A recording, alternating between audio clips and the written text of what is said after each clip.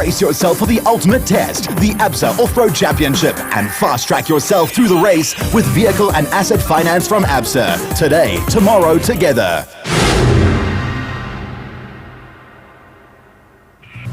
The Nissan Sugerbelt 400 has a traditional home at Eston, a major sugar production area nestling in rolling KwaZulu-Natal hills about 30 kilometers from Pietermaritzburg. Event headquarters are at the Beaumont Eston Farmers Club, with the pits and start-finish area providing a colourful mix of transporters, high-tech machinery and hospitality tents.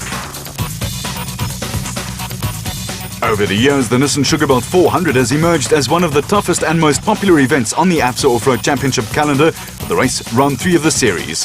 ABSA Championship races attract competitors from throughout the country, and there's plenty of activity with crews going through pre-race documentation and other formalities. Technical personnel are also hard at work as they carry out last-minute adjustments before the pre-race prologue that determine start positions for the race the next day.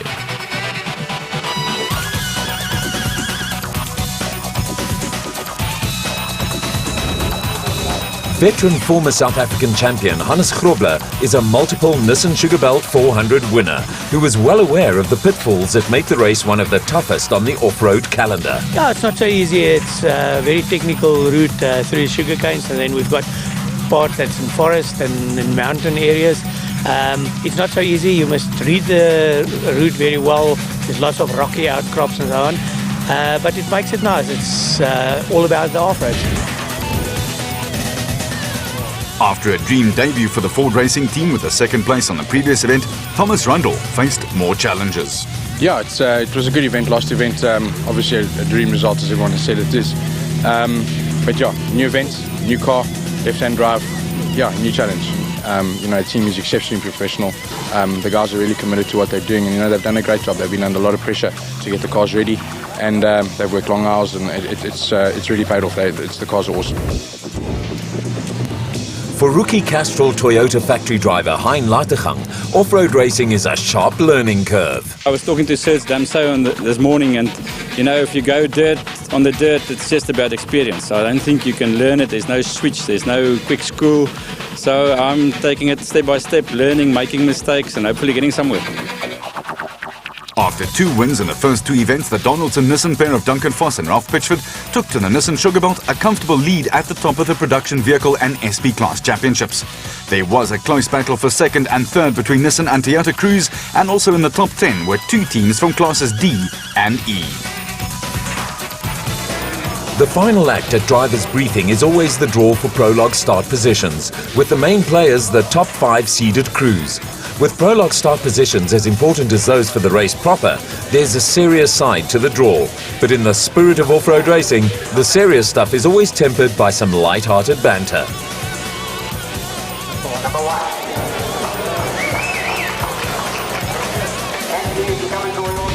Apart from determining grid positions for the race proper, the pre-event prologue also gives crews an idea of the conditions they can expect during the race proper. The Nissan Sugerbelt 400 prologue saw the RFS Toyota Hilux of Chris Visser and Jaapie Badenhorst get away ahead of Hugo and Jaap de Bruyn's Micra Excel Toyota and the Donaldson Nissan Navara of Duncan Vos and Ralph Pitchford. Fourth car away was the Castrol Toyota Hilux of Anthony Taylor and Robin Houghton, with the pair immediately throwing down the gauntlet to other teams with a blistering performance that earned them pole position for the race. In a stunning performance, Taylor, a former South African circuit racing champion, and the experienced Houghton blitzed the opposition to post a time more than 90 seconds faster than Hannes Grobler and Joan Moore in the Donaldson Nissan Navara. In off-road racing, teamwork between driver and co-driver is a fundamental requisite for success. 100 meters 90 right, 100 meters 90 right. A wrong slot was to cost Grobler and Moore valuable time on the prologue, while up ahead the RFS Toyota Hilux pair of Chris Visser and Jaapie Badenhorst were putting together a workmanlike performance. They were third fastest, albeit a minute and 40 seconds behind Taylor and Houghton. Impromptu games allow spectators to while away the time between cars, but for drivers and co-drivers, there's no such time for such interludes. Local hero Neil Woolridge and Kenny Scholthammer posted the same time as Visser and Baardnost with the new twin-turbo diesel Ford Ranger TDCi, again showing enormous potential. Norwegian Ivar Tollefsen and his British co-driver Quinn Evans are full of confidence these days after finishing 4th on the Dakar Rally, and we're having another good run in one of 3 factory Donaldson Nissan Navaras. Hein Latergan and Chris Birkin were going along steadily in the second Castrol Toyota, with Latergan having his first taste of Sugerbelt conditions. The Works Toyota was 6th fastest, and the Bloemfontein husband and wife team of George and Sharon Barkhuizen in the AIM Toyota Hilux were delighted with 7th place in the SP class.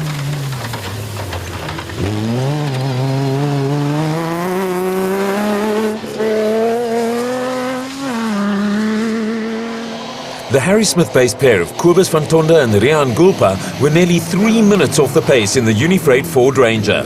They're still getting to grips with the ex-factory Ford Ranger. And also on a learning curve, a Pretoria crew, Christian de Ploy and Henk Janssen van Vieren in the RFS Toyota Hilux.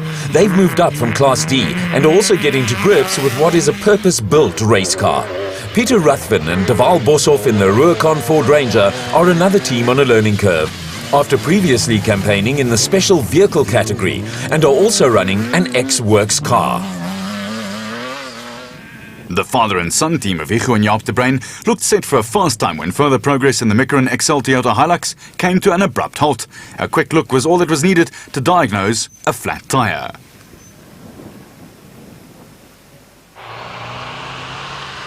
There were no such problems for another father and son team. Cliff and Louis Weichelt won Class D on the first 2 events of the season, and a clean run saw them set the fastest time in class in the N1 4x4 Toyota Hilux D4D. The unfortunate Hugo and Jaap de Bruin was still busy changing the flat on the Micron XL Toyota when Duncan Voss and Ralph Pitchford went steaming past. All was well with the Nissan team, but that would soon change for the worse.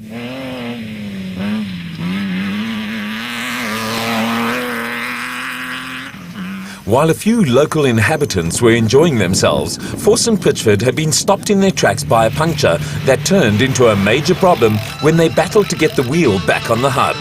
The incident was to drop them to the back of the field, behind the likes of circuit racing star Leroy Poulter and engineering boffin Rob Howie, who set the pace in Class E in the Ferodo Nissan hardbody.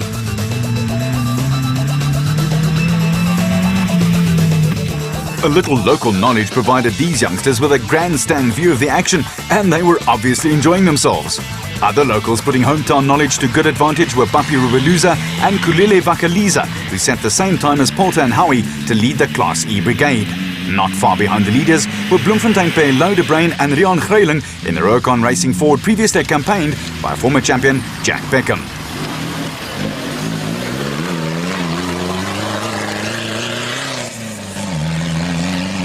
After a disappointing start to the season with 2 successive non-finishers doing nothing to help their cause, former Blue Bulls scrum half Kutsia Labaskachny and Johan Gerber needed a good result. The pair were given a boost when they posted the second fastest time in Class D in the Ray Sonics Nissan hardbody. A steady performance took brothers Johan and Werner Horn to 3rd in Class D in the Malalan Toyota Land Cruiser.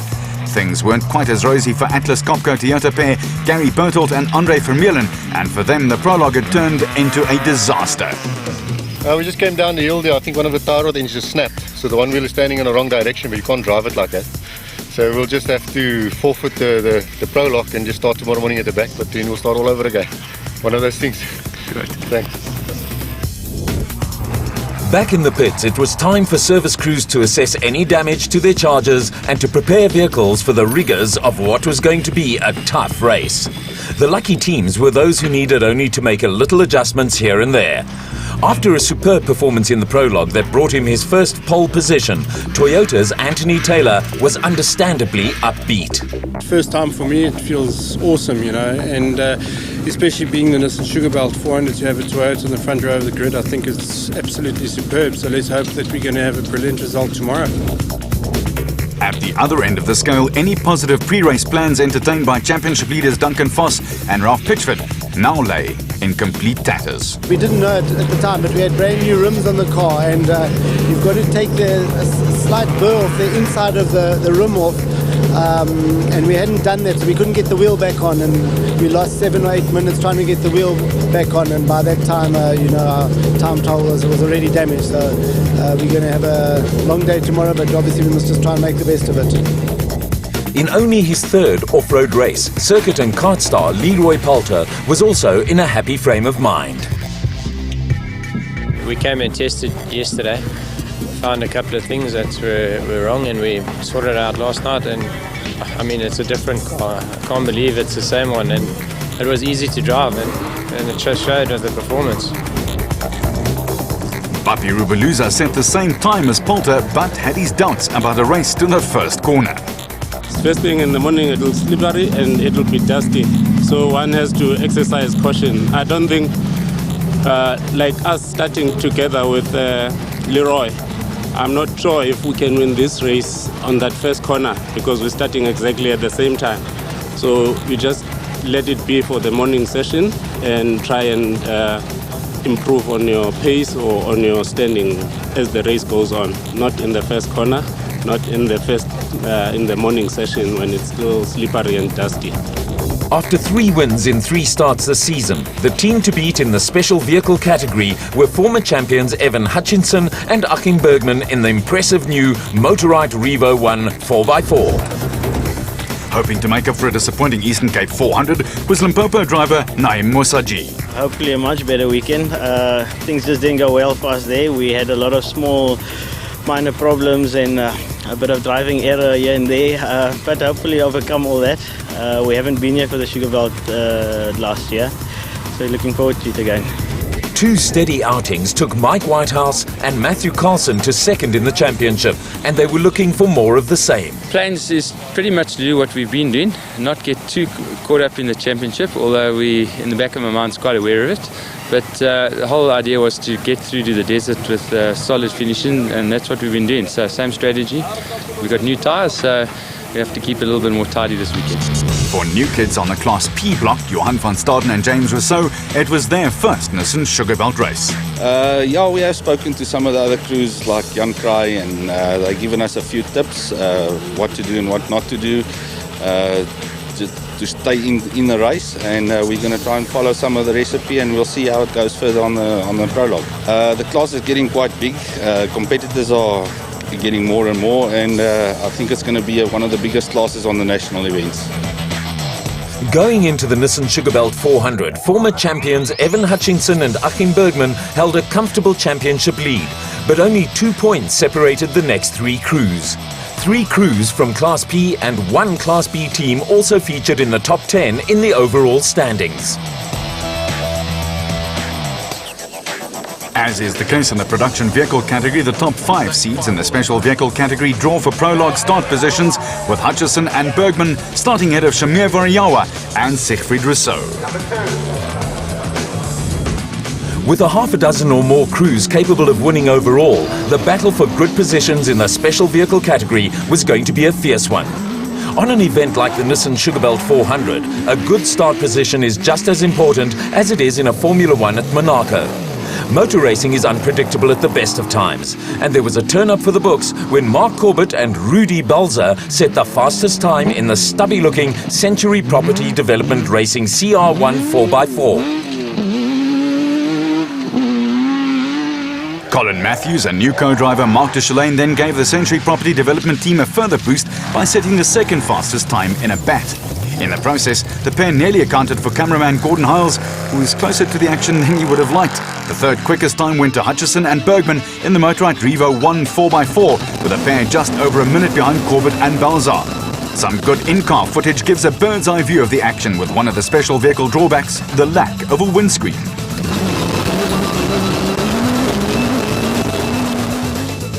Third fastest time went to the Sulwolds, former South African champion Herman and his son Vichard in the Sulwold Transport Zarco. It was their best performance of the season, with the Nissan Sugerbelt only Vichard's third national race. Behind the Sulwolds, another steady performance from Mike Whitehouse and Matthew Carlson took the Regent Racing Bat into 4th place with only 5 seconds separating the 2 cars. Next up were former quad racer Jimmy Zahos and Stefan Kutsia in the nicely turned out Mountain Dew Porter, which won last year's race in the hands of Gary Bertelt and Andre Vermeulen. The Mountain Dew car was followed by the first of the Class P brigade, with Jan Kraai and his son Hendrik setting the fastest time in the Keymax bat.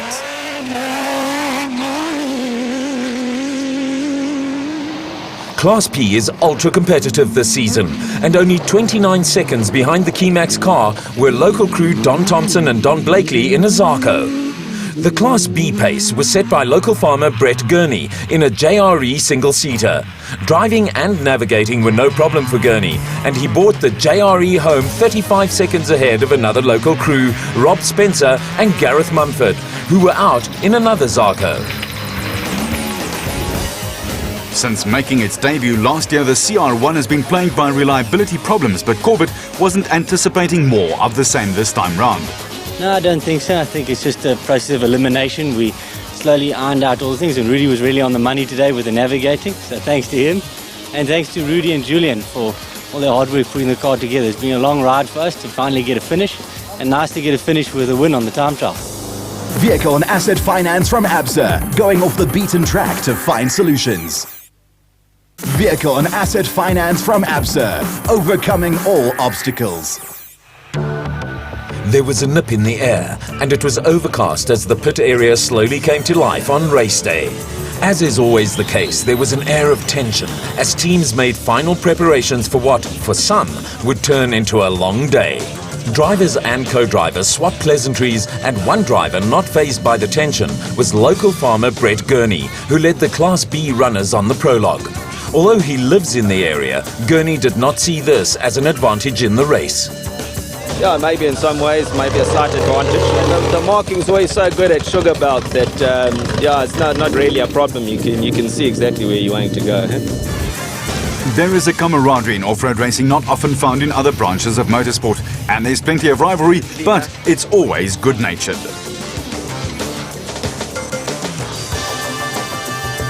The Nissan Sugerbelt 400 drew an entry of 90 national and regional competitors. It was an indication of the healthy state of off-road racing in South Africa, with the ABSA Championship a jewel in the Motorsport South Africa crown. A good crowd of enthusiasts braved the early morning chill to watch the start, with the pit area an impressive sight from the air. On the ground, Anthony Taylor and Robin Houghton were first car away, with the Castrol Toyota crew looking to make the most of being first on the road. There was a gap of 22 seconds between Taylor and Houghton and the Century Property Development Racing CR1 4x4 in the hands of Mark Corbett and Rudy Balzar. Colin Matthews and Mark Deschelaine set off with all guns blazing, and after that, there was plenty of start line activity as clerk of the course Rex Borum flagged cars away. Neil Woolridge and Kenny Scholthammer beat Chris Visser and Jaapie Badenhorst to the first corner, but there was still an awfully long way to go. All on their own at the front of the field, Anthony Taylor and Robin Houghton were determined to make the most of being first on the road. After a bit of a shaky start to the season, the Castrol Toyota crew were also looking for a morale-boosting result. The same applied to Corbett and Balzar, a former Northern Transvaal bodybuilding champion, who were desperate to put an end to the long string of non-finishers in the CR1 4x4. Colin Matthews and Mark Deschelaine started the race as though there was no tomorrow. Deschelaine is a former Class B champion and was having his first outing alongside Matthews, who is a flyer. Evan Hutchison and Achim Bergman were chasing after Matthews and Deschelaine, and there was early disappointment for the Century Property Development Racing pair. Just 8 kilometers into the race, the back was standing on the side of the road as Hutchison and Bergman roared past. Matthews and Deschelaine cut lonely figures as they tried to hitch a lift with a camera helicopter, while Hannes Grobler and Joan Moore were also building up a head of steam in the lead Donaldson Nissan Navara. Anthony Taylor and Robin Houghton were making good use of a clear road ahead of them with no dust problem. There were wet patches here and there, but for the most part of it, it was going to be hot and dusty. The route was also going to be a test for co-drivers, with the sugarcane sections akin to driving through a narrow tunnel with numerous side roads calling for precise navigation. The Motorride Revo 1 4x4 of Evan Hutchinson and Achim Bergman had moved to the front of the special vehicle field and was chasing after the Toyota. The Revo One's distinctive body is based on a model racing car and in comparison to other Class A cars runs on Mari Biscuit tyres. Whatever the design, it works, and Hutchinson and Bergman were starting to dominate the special vehicle category for the third time in a row. The dust was starting to pick up, but Hannes Grobler and Juan Moore were a solid third on the road and second in the production vehicle category. Behind them, Chris Visser and Jaapie Badenhorst were still chasing after the turbo diesel Ford Ranger in the hands of Neil Woolridge and Kenny Scholthammer. For Woolridge, there was the added burden of high expectations from a home crowd. With their confidence sky high after a fourth on the Dakar Rally, Norwegian Ivar Tollefsen and British co-driver Quinn Evans were also making good progress in another of the three factory Donaldson Nissan Navaras in the field. After a great prologue, Mark Corbett and Rudy Balzard lost ground, but the chunky-looking Century Property Development CR1 was still sounding great.